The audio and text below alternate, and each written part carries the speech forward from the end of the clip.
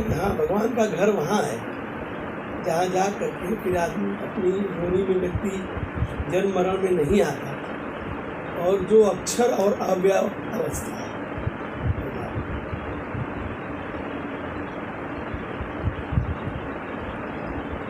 ऐसे तो कुछ लोग ऐसा सोचते हैं कि भगवान का कोई मतलब एक घर होगा, लोकेशन होगा। तो ठीक है, हमने समझने के लिए ऐसा नहीं, ऐसा कोई लोकेशन नहीं होता है कि अन्यथा फिर वो सर्वव्यापी नहीं कहे जा सकते ना लोकेशन, तो वो तो बिल्कुल जो कन्फाइंड स्टेट है उसी का होगा। लेकिन जब यहाँ धाम का प्रयोग होता है तो उसका एक मीनिंग होता है, और मीनिंग यह है कि वह एक ऐसी अवस्था है जहाँ पर, हाँ, जहाँ पर पहुँच करके आप संपूर्णता को प्राप्त हो जाते हैं, उसको ही धाम कहा जाता है। और उस विषय में कहा जाता है कि परमात्मा यहाँ रहते हैं, इस अर्थ में कहा जाता है रहते हैं, वो उस अवस्था में, हाँ, कि उस अवस्था में आप जाएंगे, वहाँ पर ही आप जाकर वैसे हो सकते हैं। परमात्मा की वह स्थिति बतलाने के लिए ही वह, अन्यथा उनका कोई ऐसा घर जैसा कुछ नहीं। वो तो हम समझ रहे हैं, मतलब वो एक स्टेट है, एक डायमेंशन है। हाँ, एक डायमेंशन है जहाँ पर जाने के बाद आप इनफाइनाइट जो स्टेट होता है उसको आप रियलाइज़ कर सकते हैं, और व्यक्त से कहीं परे की अवस्था। मतलब उस अवस्था में जाने पर ही आपको इन्फिनिटी का एहसास होता है, संपूर्णता जो फील आप कर सकते हैं, वह उसी को परम धाम और वैकुंठ कहा गया है। मतलब सामान्य आदमी ऐसे समझ लेता है कि कोई एक घर है जहाँ मुझे जाना है। लेकिन ये जो बात हुई है कि जहाँ जाने के बाद, इसका अनुभव होने के बाद व्यक्ति जन्म मरण के चक्र से छूट जाता है। हाँ, सही बात। नहीं तो मरने के बाद ही स्थिति आएगी ना कि अब अभी जीते जीते भी है। इसमें मरने और जीने का कोई मतलब नहीं रह जाता है, लेकिन आप जन्म मरण का जो चक्र है उस चक्र से आप बाहर निकल जाते हैं, बस इतना है, जिसमें कि लगातार डेथ और ये हो रहा है। और ऐसा नहीं है कि जब आप मर जाएंगे तब, ऐसा नहीं है कि कल जब आप मर जाएंगे। हम लोग हर समय मरते हैं, जब नहीं मरते। जब मरने की बात वे लोग करते हैं जो मृत्यु को अच्छा से नहीं जानते हैं कि हम जब मर जाएंगे। ऐसा कभी कोई क्षण नहीं होता जब हम नहीं मरते। हम लोग हर क्षण मरते हैं, हर क्षण जीवित होते हैं। तो यह जो चक्र है मरने और जीने का, जिसमें कि कॉन्स्टेंटली हम लोग डेथ और बर्थ में चल रहे हैं, इस स्टेट से हम लोग बाहर हो जाते हैं। तो इस स्टेट से बाहर होने का मतलब कि जो आत्मा कहा जाता है ना कि अभी आत्मा जब हम मरते हैं तो शरीर छोड़ करके दूसरे शरीर को धारण करते हैं। जहाँ तक प्रकृति है ना, वहाँ तक जन्म और मृत्यु है। प्रकृति की अवस्था जहाँ तक है वहाँ तक जन्म और मृत्यु है। प्रकृति के बाहर आप चले जाएंगे, जन्म और मृत्यु नहीं। इसलिए जन्म और मृत्यु नहीं है कि प्रकृति वहीं तक है जहाँ तक जुड़ना और टूटना है, और वो फाइनाइट है। हाँ, और वो फाइनाइट होगा ही, क्योंकि जहाँ तक जुड़ना और टूटना है वहीं तक है फाइनाइट। तो जुड़ना टूटने के लिए जो है न्यूनतम एक जो है एक आपको एक डॉट चाहिए होता है जहाँ से जुड़ने टूटने की प्रक्रिया शुरू होती है। उसके पहले जुड़ना टूटना नहीं हो सकता है, संभव नहीं है। उसके पहले फील्ड होता है, फील्ड, उसमें उसके पहले फील्ड होता है, पार्टिकल नहीं होता है। बात समझ में आ रही है? हाँ, तो वो कण नहीं होता है, और जुटने टूटने की प्रक्रिया में कण ही होना चाहिए, एक बिंदु डॉट होना चाहिए। तो कण हुआ तो प्रकृति में आ गए। हाँ, और जब फील्ड में चले गए तो फिर प्रकृति से आप बाहर चले गए। हाँ, तो अब जब वो ऐसा फील्ड है जिसमें कि कण नहीं हो, उससे बहुत सूक्ष्मता में चले गए। कण से भी जब सूक्ष्म हो जाएंगे तो फील्ड में आप जाते हैं। हम उस फील्ड की बात कर रहे हैं, उसी को फील्ड वास्तव में कहा गया है। तब आप जन्म मरण से तभी आप मुक्त हैं। तो क्या उस चीज़ का, उस स्टेट का अनुभव हो जाता है? बिल्कुल अनुभव हो जाता है। अनुभव ये तो होगा, और क्या होगा? अनुभव ही होगा, और कुछ नहीं होगा। जो इन्फिनिटी का अनुभव होगा, हाँ, तो वो आपको ये अनुभव होगा कि ये प्रकृति जो जीना मरना, हाँ, वो है। लेकिन अगर आप सोचेंगे कि उसके कारण हमारा यह जो अभी शरीर है, भौतिक शरीर, यह नहीं जिए मरे, तो ऐसा नहीं होगा, क्योंकि इसका यह धर्म है, यह तो ये करेगा ही। लेकिन आप जो अपने को एक आइडेंटिफाई करते हैं, पहचान करते हैं अपने इस शरीर से, तो आपको पता चलेगा कि नहीं, मेरा मूल शरीर यह नहीं है। मेरा मूल शरीर तो वह है जो कि अजन्मा है, जो कि मतलब अमर है, वह हमारा मूल शरीर है। तो उसी को कहा गया कि उस धाम में हम चले गए, परम धाम में चले गए, यानी हम अपने वास्तव में अपने स्वरूप को प्राप्त हो गए, लौट गए। और यह जो हमारा भौतिक शरीर था, जो कि उसी शरीर ने ग्रहण कराया था इसको, उसी शरीर का ये मैनिफेस्टेशन है। यहाँ वही शरीर बढ़ करके यहाँ तक आया है। हाँ, लेकिन वह है वास्तव में वह यह नहीं है ऐसा, वो तो मूल शरीर तो वही है। ये बात हो रहा है कि उसी के अंश में ये शरीर ग्रहण। हाँ, उसी ने इसको गढ़ा उसी ने। और जब वो इस शरीर के रूप में गढ़ता है तो उसी को आत्मा कह देते हैं। यह जो है देहात्मा वाली स्थिति आ जाती है। वही।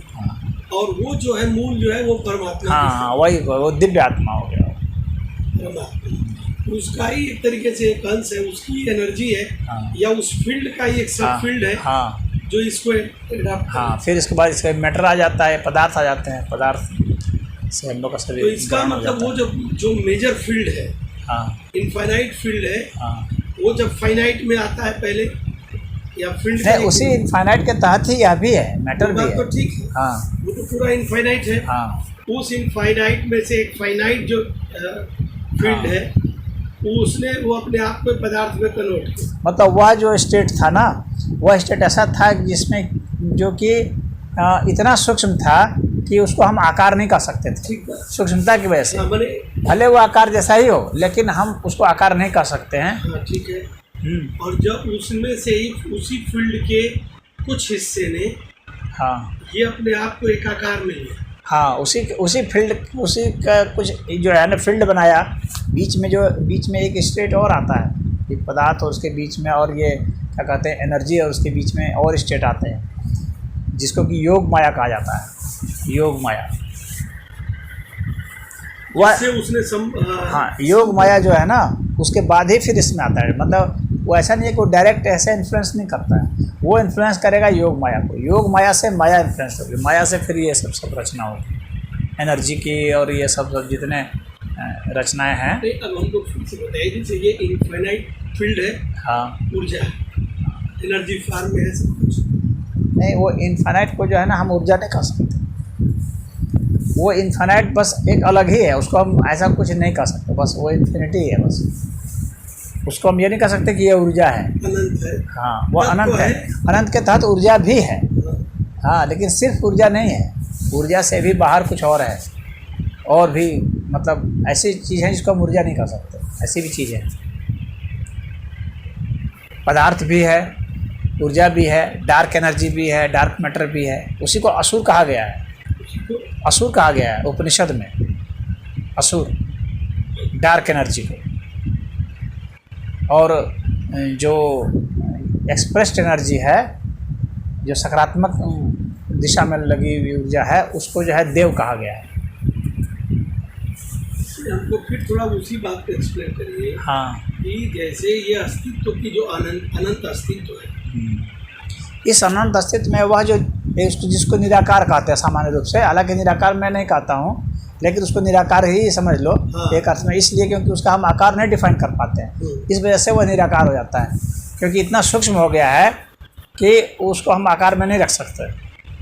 तो वो पूरा ही है, सब उसी में सब कुछ है। हाँ, तो वह जो निराकार स्टेट है वही सारा नहीं है। वह जो निराकार स्टेट है, वह निराकार स्टेट उसको परमात्मा कहा जाता है। यानी इस अस्तित्व का जो सबसे निराकार स्टेट है ना, वह परमात्मा है। ठीक। और उस निराकार स्टेट में से ही हाँ, वो योग माया को प्रेरित करता है। हाँ, और योग माया को प्रेरित करती है। हाँ। माया पदार्थों का, ऊर्जा को और पदार्थों को मिला करके ये रचना करती है। हाँ। वो योग माया क्या है? योग माया क्या है? माया तो ये पदार्थ और इसके जो प्रोसेस है उसको कहते हैं। हाँ, माया तो कोई चीज़ तो है नहीं, ये तो प्रोसेस है। नहीं, खाली प्रोसेस नहीं है, वह एक अलग स्टेट है। ठीक है। माया भी एक स्टेट है। हाँ, जो कि योग माया से स्थूल है। योग माया में योग शब्द जुड़ा हुआ है। योग इसलिए जुड़ा हुआ है क्योंकि अब जो है उसके साथ संबंध है निराकारता के साथ, जिसको निराकार कहा जाता है, उसके साथ उसका संबंध होने की वजह से वह योग माया कहा जाता है। वहाँ से फील्ड जिस क्षेत्र जैसे कहते हैं वो शुरू होता है, इन्फ्लुएंस का, प्रभाव का, डायरेक्ट रिएक्शन का अब प्रोसेस वहाँ से शुरू होगा। उसका एक तरफ जो है वो फील्ड है और एक तरफ जो है रिएक्शन शुरू है, जाने जोड़ना उड़ने वाला काम शुरू होता है, और माया से पूरा जुड़ने वाला काम शुरू हो जाता है। और उसके बाद ही फिर जो है आपका ये ऊर्जा का क्षेत्र आ जाता है, जिसमें कि ये सब चाहे डार्क एनर्जी ले लो, डार्क मैटर ले लो, चाहे ये एनर्जी है जो भी है सर। इसके बाद फिर मैटर आता है। मैटर सबसे स्थूल होता है, पिंड जो है। ऊर्जा ही तो मैटर में अपने आप को कन्वर्ट करती है। हाँ वो कर, जैसे जो भ्रूण है, हाँ जो भ्रूण बनता ऊर्जा है, ऊर्जा पदार्थ के रूप में कन्वर्ट होती है, लेकिन पदार्थ भी ऊर्जा के रूप में कन्वर्ट हो सकता है। हाँ, ऐसा नहीं है हड्डी शरीर हाँ, खत्म होता है तो फिर ऊर्जा में तो बदलता है। हाँ तो ये जो है ये उसमें कन्वर्ट हो सकता है। वो इस तरह से ये सारे जो है एक दूसरे से कन्वर्ट हो सकते हैं। ऐसा इसमें कोई नहीं है जो कि एक दूसरे में कन्वर्ट नहीं हो सकता। यानी एक मैटर जो है वो फिर निराकार स्टेट चला जाता है, निराकार स्टेट जो है मैटर में आ जाता है।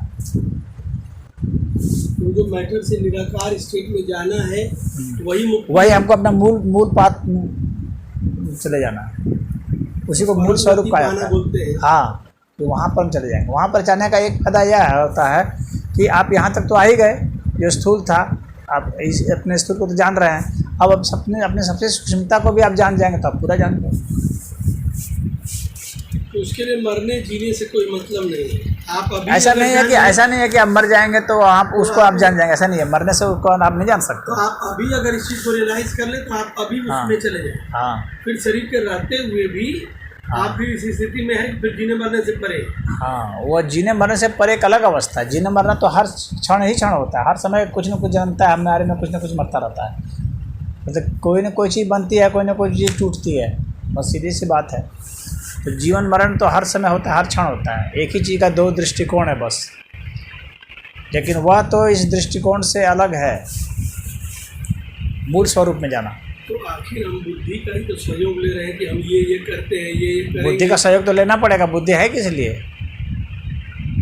हमारे पास हमको हमारे पास अभी जो कुछ भी मिला हुआ है, इन सभी का हमको उपयोग करना है ना, क्योंकि इनके माध्यम से ही हम कुछ अनुभूत करते हैं, हम ग्रहण करते हैं, तो हम संस्कार जानते हैं, हम अनुभव प्राप्त करते हैं। तो आप बताते हैं कि हर जीव जंतु और पदार्थ भी अपनी परम गति को पाने के लिए प्रयासरत है। बिल्कुल है। तो उस पदार्थ में भी बुद्धि है। क्यों नहीं है? सभी में चेतना है, सभी चेतन तत्व है एक अर्थ में।